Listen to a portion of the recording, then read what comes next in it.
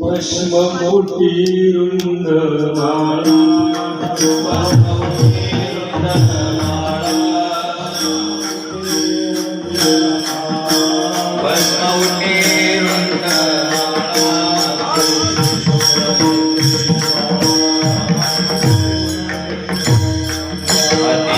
कंठी शोभे वासुतिहार भोपार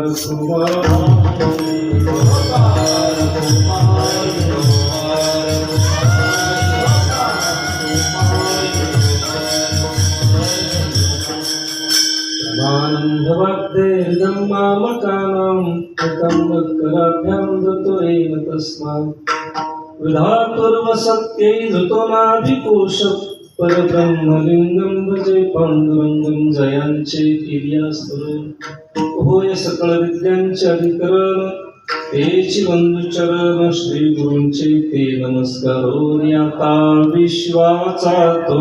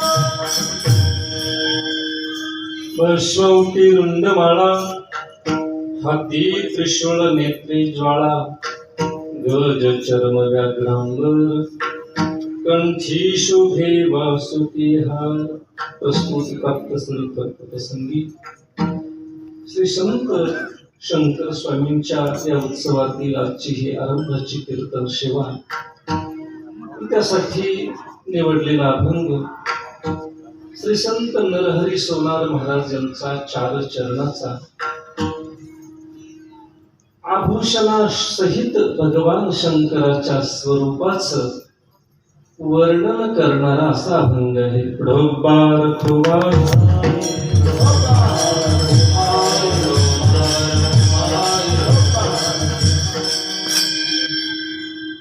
श्री संत शंकर स्वामींचा 281 क्रमांकाचा हा उत्सव आहे. 2 शतक उलटून गेली. थोड्याच वर्षामध्ये 3रंही शतक पूर्ण होईल. शतक उलटून गेली. संतांचा उत्सव या महाराष्ट्रामध्ये होतोय. केवळ महाराष्ट्रातच नव्हे तर सबंध भारत भूमीमध्ये परदेशात उत्सव होऊ लागले.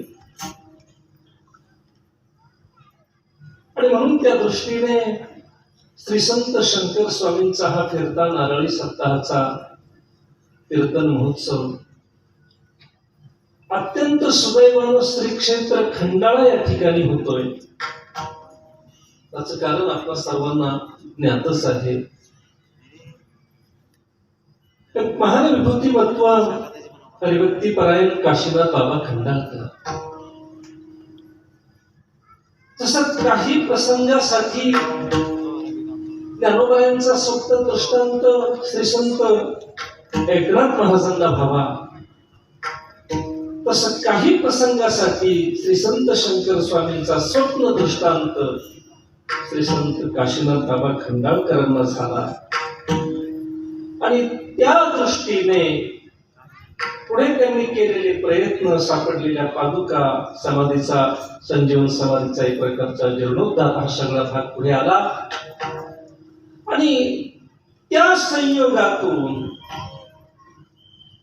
स्वामींचा उत्सव या भूमीमध्ये होणं हे अत्यंत महत्वाचं.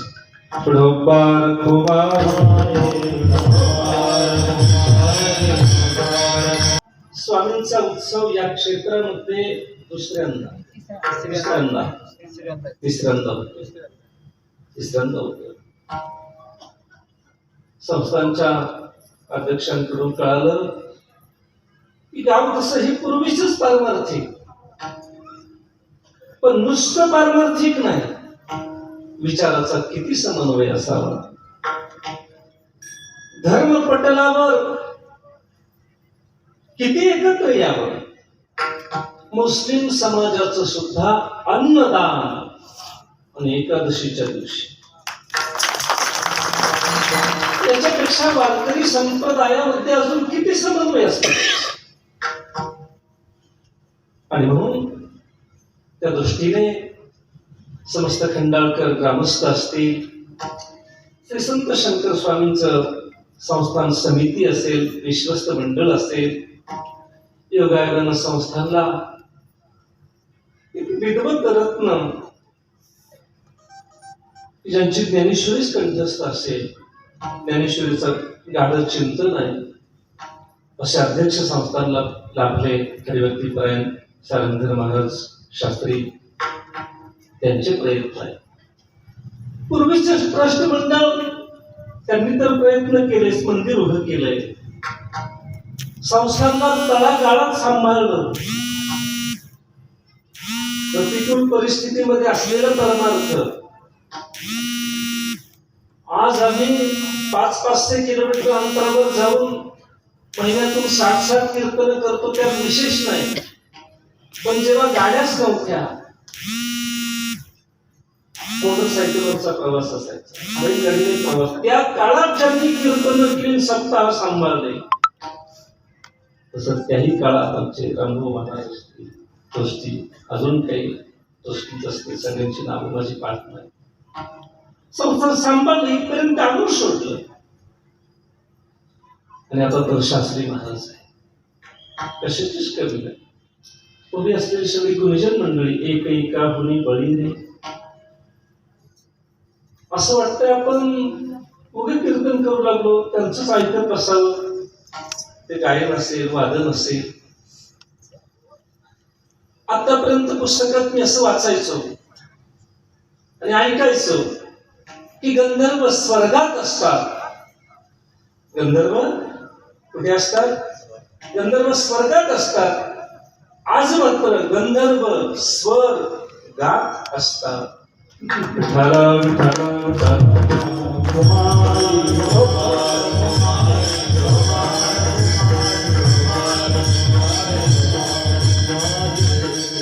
अशी सगळी मंडळी मोठी आहे. तर मी सुद्धा मोठाच माणूस आहे. तुम्ही बघितलं, आल्यानंतर माईक वरती करावं लागतं. वंचित मोठा आहे आणि लेट येण्यामध्ये कायमचा प्रसिद्ध आहे. योगायोगानं आज ब्रह्मगिरीची प्रदक्षिणा असते, आमची दिंडी घेऊन प्रदक्षिणा असते. नियम चुकायचे नाही. समाजाला प्रदक्षिणा काढून द्यायचं ना, आपण इकडे कसं पळायचं बाबा. दिवसभर पायी चालत चालत प्रदक्षिणा करून आपलं निघालो. आता तुम्ही बघितलंय, त्र्यंबकेश्वर असेल, नाशिक असेल, कुंभमेळा तोंडावर आला आणि सरकार इतकं चांगलं करस्ते फुडून ठेवली. कुंभमेळा तोंडावर आल्यावर मला काय करायची तर केव्हा नाहीचं. नाशिक मधून बाहेर पडायला 1 तास लागतो. आणि पुन्हा पुढे आल्यावर आतापर्यंत सगळं एका साईडने रस्त्याच काम चालू.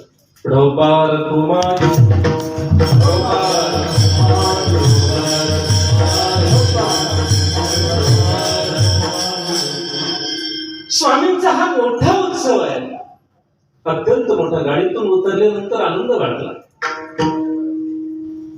पण अलीकडे खूप उत्सव मोठमोठाले होऊ लागले. त्यातल्या त्यात संतांचे उत्सव तर मोठे झालेच पाहिजे. पण मला अजून हे कळलं नाही, ह्या उत्सवातून नेमकं लोकांनी काय घेतलंय. याचा अर्थ उत्सव मोठे होऊ नये असं माझं म्हणणं नाही, असा चुकीचा अर्थ घेऊन घरी जाऊ नका.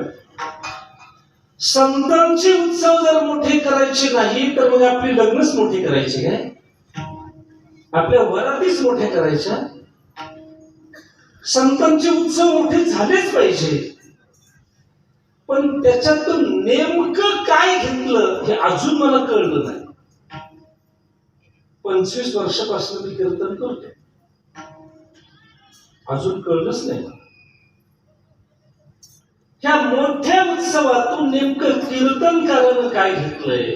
बरं जाऊ द्या, आम्हाला सवय लागली कीर्तन करायची, पण श्रोत्यांनी काय घेतलं हे मला अजून कळलं नाही. एक मात्र नक्की झालं, मोठ्या उत्सवामध्ये कीर्तनकार काही घेऊ का ना घेऊ, पण पाकिट मोठं घेतो एवढं काय थोडं झालं. आता श्रोते काय घेतात मला माहिती ना, पण मोठा उत्सव कशासाठी केला जातो हे मला अजून कळलं नाही. हो अजून कळलं नाही. सांगू तुम्हाला, मोठा उत्सव करण्यापाठीमागचं काय कारण काय असलं पाहिजे. श्री संत शंकर स्वामींच्या विचाराची उंची मोठी आहे, उत्सव आम्हाला मोठा करायचा आहे. एक ठीक आहे, असेल त्यांच्या विचाराची उंची मोठी, म्हणून उत्सव मोठा का करायचा. त्या विचाराच्या उंची सोबत आम्ही सुद्धा उंच झालो. मग किती माणसं उंच झाली, श्रोत्यांच्या विचाराची उंची वाढली. बर कीर्तन करणाऱ्या कीर्तनकाराच्या विचारांची उंची वाढली. उंची जर वाढली म्हणावी तर किती कीर्तनकारांनी शंकर स्वामींचा आदर्श घेतला, किती कीर्तनकारांनी सद्गुरु जोग महाराजांचा आदर्श घेतला. जाऊ द्या, किती श्रोत्यांनी शंकर स्वामींच्या विचारांचा आदर्श घेतला. मला वाटतं 281 वर्षानंतर एवढं कळलं तरी फार झालं. 281 वर्षाची सगळी कॅश स्वतःची एकत्र करा, काही कोटीमध्ये अंक येईल तो, ते सगळे करोडो रुपये एवढं कळलं तरी सार्थ झाले.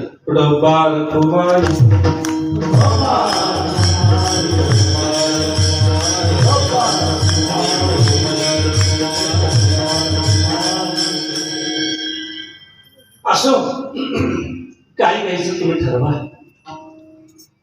पण संतांचा उत्सव हा उद्धारासाठी असतो.